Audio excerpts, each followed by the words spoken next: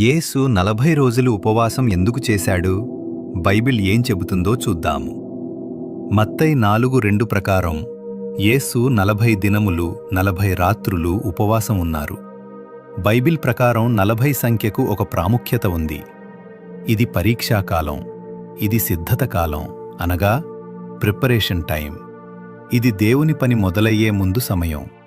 ఆదికాండము 7:12 ప్రకారం నోవహు కాలంలో భూమి మీద 40 దినములు 40 రాత్రులు వర్షం పడింది. నిర్గమకాండము 34:28 ప్రకారం మోషే 40 రాత్రింబగళ్ళు ఉపవాసం చేసి ధర్మశాస్త్రం పొందాడు.